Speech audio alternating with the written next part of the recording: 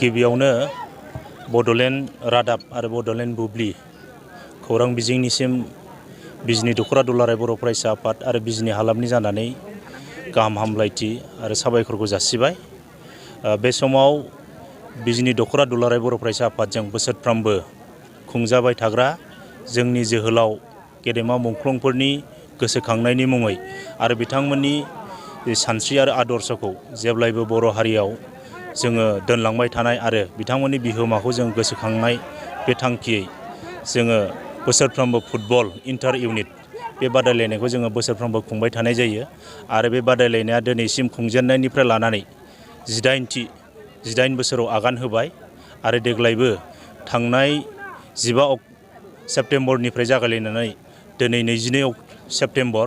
आरो दिनैहाय फाइनाल बे फाइनाल गेलेनाय बे मेट्सआ दिनै जागासिनो दङ गाहामै गाहाम। दा बेवहाय गेलेनाय दिनै जि फाइनाल बे फाइनाल मेट्सआव मोन 14 जि टीमनि गेजेराव दिनै फाइनाल गेलेगिरि महरै दिनै बिजनी दख'र दुलाराय बर' फरायसा आफाद आरो पानबारि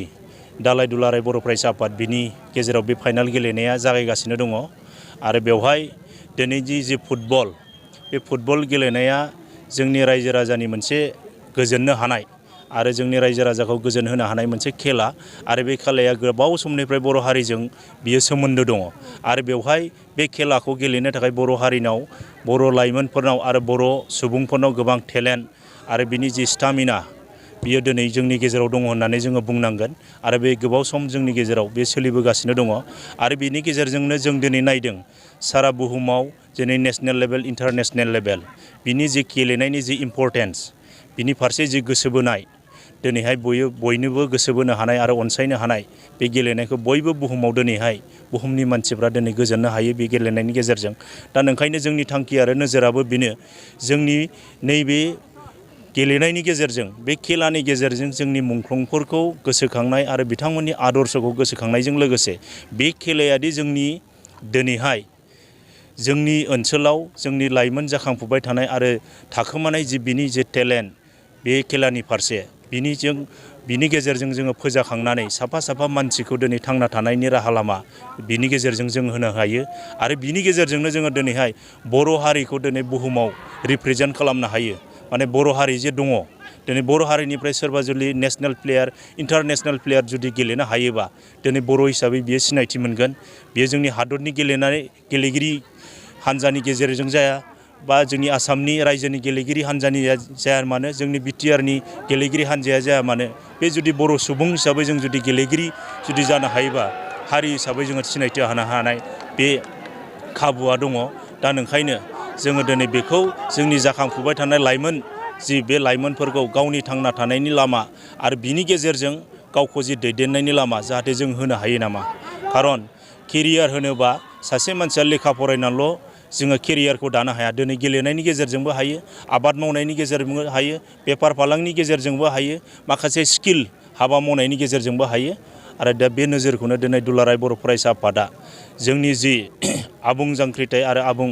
मोनसे मावथांखिनि गेजेरजों जों दिनै बे हाबाफारिखौ जोङो लाबोगासिनो दङ आरो इयुनावबो लांबाय थागोन। आरो जों बिजनी ओनसोलाव जों नायदों दिनैहाय जथेस्थ' थांनाय 17 बोसोर जों जिहेथु खेलाखौ होबोबाय बे गेलेनाया दिनै जथेस्थ' अनसायनाय आरो जोंनि गेजेराव जोङो दिनैहाय बेखौ बोजबनो हानाय आरो रायजो राजाफोरनि गेजेराव जोङो दिनै दिन्थिफुंनो हानाय बे थासारिखौ जोङो मोन्दों। दिनैबो बनजार हालामनि दिनै कुमारसालि बे कुमारसालियाव गोबां ओनसोलनि रायजो राजा बे बिजनी ओनसोलल' नङा गोबां जिल्लानि आरो गुबुन जिल्लानि बेहाय दिनैहाय नायगिरि हिसाबै जोङो बाहागो लाफैदों होननानै जों मोन्थिदों आरो बेवहाय जोङो दिनै गोजोननायबो मोनदों आरो रायजो राजा जथेस्थ' बाहागो लानानै दिनै गेलेगिरिफोरखौ थुलुंगा होनायजों लोगोसे जोंनि जि बिनि फारसे अनसायनाय बेखौ दिनै दिन्थिनो हादों आरो बिनि गेजेरजोंनो मोनसे जि मेसेज गेलेनाया जि बयखौबो बोजबनो हायो दिनैहाय बे मेसेजखौबो दिनै होदों। जोंनि गेजेराव गोबां राजखान्थियारि बेले-बेजे दङ। जोंनि आदर्श आरो सानस्रिखौ लानानै जों दिनै बे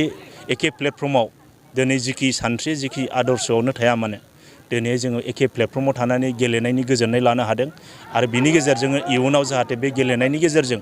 जोंनि गेजेराव सानस्रिनि जे बेले-बेजे गावनि गेजेराव जे सानलायनाय बियो जाहाथे गोमोरलांगोन। इयुनाव बर' हारि हिसाबै थांना थानो थाखाय जोंनि आद्रा थालांनाय जाय जोहोलाव जोहोलावजोफोरा बे हाबाखौ जागायलांदोंमोन, बे आद्रा थानाय खामानिखौ जों खौसेथिनि गेजेरजों जों जिहेतु मावनो हागोन, बे मेसेजखौ दिनै रायजो राजानि गेजेरजों जोङो होदों। आरो रायजो राजानि अनसायनायखौ नायोबा जोङो इयुनाव जाहाथे बिथांमोननि बिहोमाया जोंनि गेजेराव जेब्लायबो थाबाय थागोन आरो बिथांमोननि बिहोमाखौ जोङो सिगाङाव दोननानै जोंनि जे इयुन बर' हारि दानाय जों लांबाय थानो हागोन होननानै जों आसा खालामनो हायो। बान्था हिसाबै गेलेगिरिफोरनो मा मा दं? जोङो बान्था हिसाबै थोजासे जोङो बेबायदि दिनै होनो हायाखै। अब्लाबो जोङो दिनै राङारि बान्था दङ बेवहाय आरो मोनसे सिम्बलिक ट्रफि बेहाय दङ। जोङो दिनै देरहानाय बान्था हिसाबै 30,000 केस एवार्ड थागोन आरो मोनसे ट्रफि थागोन आरो रानार्स आप हिसाबै दिनैहाय 20,000 केस एवार्ड आरो गंसे ट्रफि थागोन आरो बेवहाय साबसिन गेलेगिरि बेहाय सायख'नाय जागोन। बिथांनो जोङो 2,000 बे केस एवार्ड आरो मोनसे ट्रफि बे हिसाबै जोङो होदों। गोबां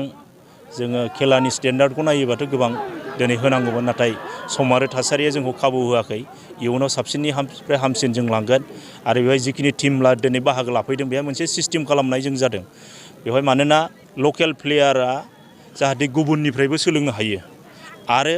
जोंनि ओनसोलाव थानाय माखासे लाइमोनफ्रा गेलेनायखौ माबायदि आदब खायदाजों गेलेयो आरो माबायदि गेलेगिरि मानसि दङ बेखौ नोजोर बोनो हानाय रोखोमै जों मोनफा मोनफा टिमाव बिजिनिनि बायजोनि